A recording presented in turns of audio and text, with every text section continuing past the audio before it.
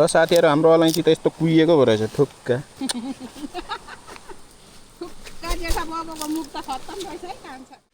ल गाइसहरु अहिले चाहिँ हामी टक्कसँगले अलैँची टिप्न हैनौँ माथि माइला दादा आउनु हुँदैछ अनि हामी चाहिँ त्यो लोकेसनमा आज टिप्नुपर्ने हुन्छ चट्ट पारेको छ अवस्था फलेको बोटमा टिपिसक्दाखेरि यति पुरै माल थियो माल अनि अहिले टिपिसक्यो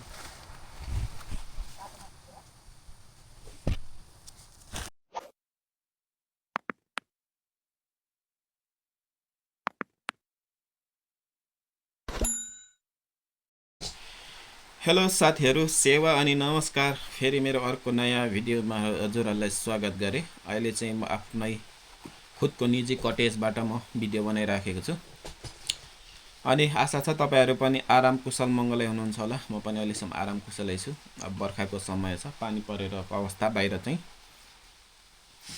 अनि आज चाहिँ विशेष कस्तो भिडियो लिएर आएको छु भन्दाखेरि चाहिँ आज विशेष चाहिँ अहिले सिजन अलैँचीको चलिरहँदाखेरि चाहिँ अनि यो अलैँचीको प्रोसेस बारेमा एउटा केही सानो भिडियो बनाऊ भन्ने हिसाबले मैले आज भिडियो स्टार्ट गरेको छु कतिपय साथीहरुलाई त यो अलैँचीको बारेमा थाहा नै छ अवगतै छ अलैँचीको प्रोसेस बारे के कसरी कुन प्रोसेस गरेर बजारसम्म बेच्न योग्य बनाएर हामी बजारसम्म पुर्याउँछौं भन्ने कुरामा कतिजनालाई त धेरै जनालाई त जानकारी नै छ अनि मैले यो भिडियो बनाउनुको उद्देश्य चाहिँ कुनै समयमा वैदेशिक रोजगारमा रहिरहँदाखेरि मसँग रुममेट रहनुहुने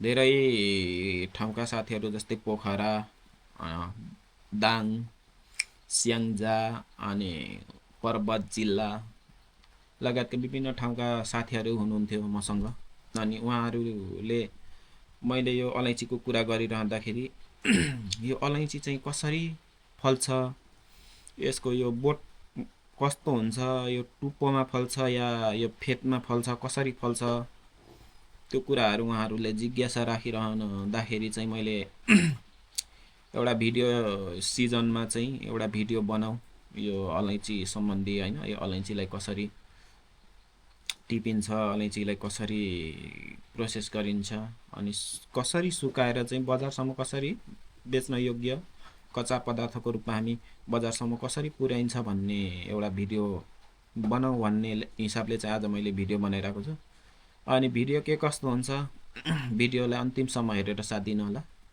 अनि भिडियो के कस्तो लाग्छ हजुरहरुलाई आफ्नो सुझाव सल्लाह प्रतिक्रिया पनि कमेन्टमा छोड्न लेख्न नबिर्सिनु होला अनि भिडियोलाई सक्दो लाइक अनि सक्दो शेयर गरिदिनुहुन्छ भन्ने आश गरेको छु र जो मेरो च्यानलमा नयाँ जोडिनुहुन्छ उहाँहरुले पनि मेरो च्यानललाई लाइक सब्स्क्राइब गरेर त्यो बेल आइकन दबाइदिनुहुन्छ भन्ने आश गरेको छु हैन अनि यस्तै छ अब भिडियो के कस्तो हुन्छ अन्तिमसम्म हेरेर आफ्नो प्रतिक्रिया चाहिँ दिनु नभुल्नु ल गाइसहरु अहिले चाहिँ हामी टक्कसँगले अलैँची टिप्न हैनौँ माथि माइला दादा आउनु हुँदैछ अनि हामी चाहिँ त्यो लोकेसनमा आज टिप्नुपर्ने हुन्छ चट्ट पारेर हैन अलैँची बारीको अवस्था यस्तो छ यो अब अर्को साल यहाँ पनि भयानक फल्नेवाला छ हमारा में तो ऐसा ही है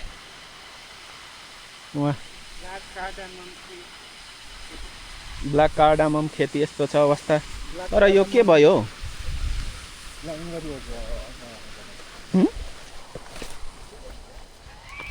नेपाल सँगबाट चिप लैलिछ यस ल साथीहरु हाम्रो अलैँची त यस्तो कुहिएको भो रहेछ थुक्का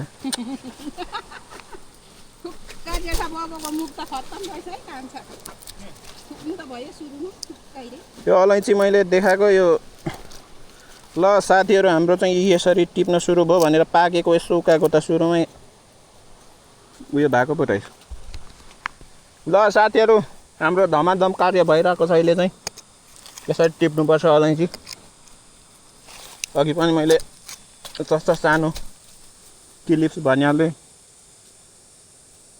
यसको बोलता है कार्डामम। यस्तो दामी पाकेको छ है। मात्र 1,05,000 यसको दाम यसको सुकाएर सुकाएर। तर यसको म प्रोसेसिङ म अन्तिमसम्म आज 2-3 दिन लाएर भयो नि भिडियो बनाउँछु भनेर मैले बाचा कसम गरेको छु होइन। अनि हाम्रो खेतालाहरू यता हुनुहुन्छ दुर्गा माता। हेलो गाइस, हाम्रो अलैँची। त्यत्रो अलैँची बेचेर पनि कसैको काखीमा धन्द्रो रहेछ। हेलो गाइस, हाम्रो अलैँची चाहिँ यसरी फल्ने गरेको छ र टिप्ने गर्दैछौँ। उहाँ मालिकको चाहिँ काखीमा यत्रो भुवाङ रहेछ गाइसहरू। यता उज्जवल सर अर्को हाम्रो झापाबाट पाल्नु भएको अतिथि खै। अनि हामी चाहिँ यसरी अलैँची टिप्दैछौँ गाइसहरू होइन। मैले त झनै 3 साल पछाडि पो टिप्दैछु। 3 साल वैदेशिक रोजगारको कारणले गर्दा टिप्न पाइएन। 2 साल जति यसरी टिप्नुपर्छ साथीहरू होइन। सट्ट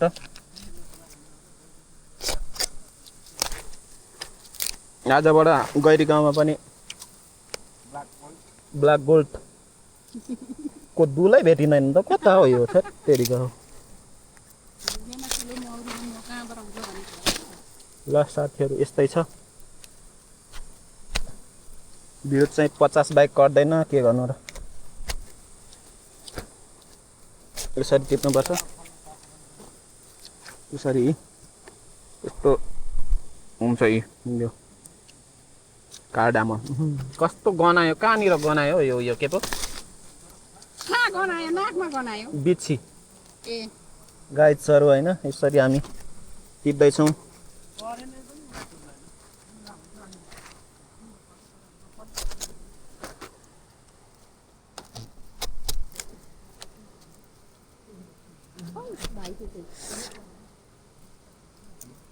भनिन माथि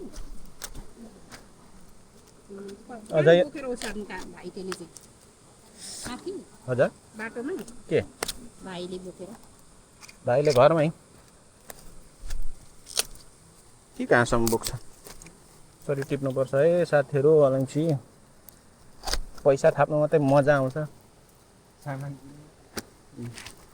यसको काम गर्नुलाई यति गाह्रो छ। तेरो त यति फल्यो अलैँची यति बेच्छस् भनेर भन्छौ नि। जिया ठायो भन्यो नि कता भ्युवर्स हो सरी। यस्तो छ यो नयाँ बिरुवामा पनि यतिको फल्नु भनेको त।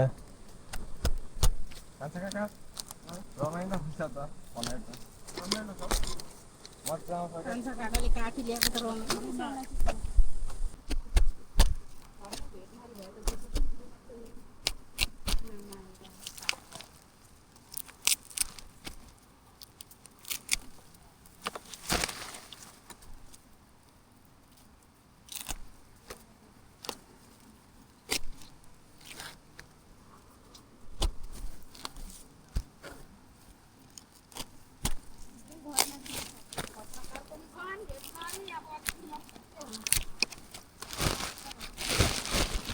अन्तिममा दुर्गा प्रसाई जेल पर्छ।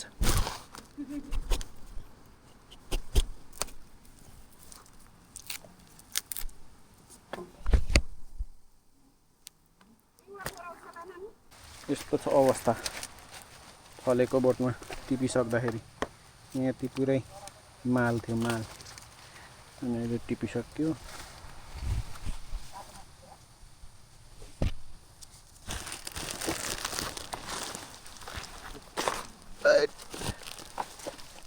माननीयजी अघि बढ्नुहोस्।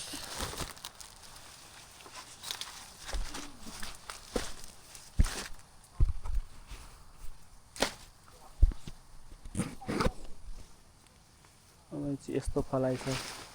दुर्गाजीको कडा प्रस्तुति भइरहेछ। बाटोमा निस्किसकेछ। जान्छ कालो सुन।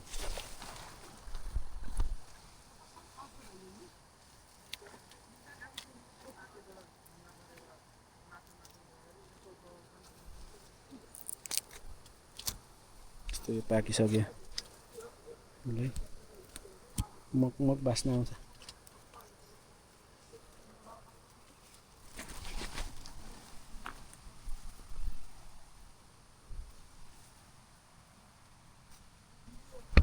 रहे जस्तो हुन्छ बोटम।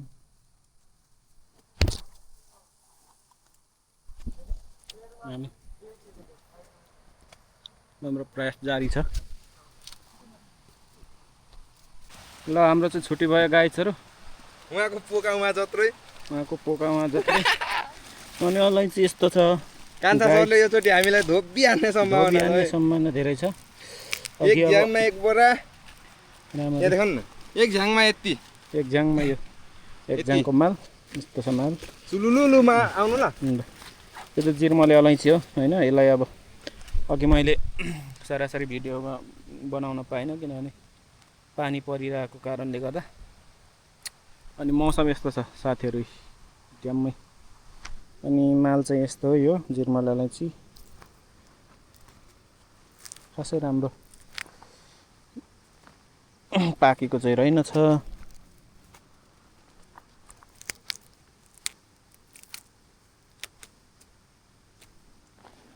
यस्तै छ।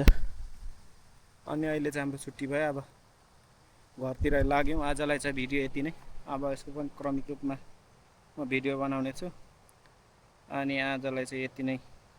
टक्क पारौँ यसलाई अब सुकाएर, यसलाई अब केलाएर सुकाएर प्लस बजारसम्म आउने पुर्याउने अवस्थाको भिडियो पनि बनाउने छु है।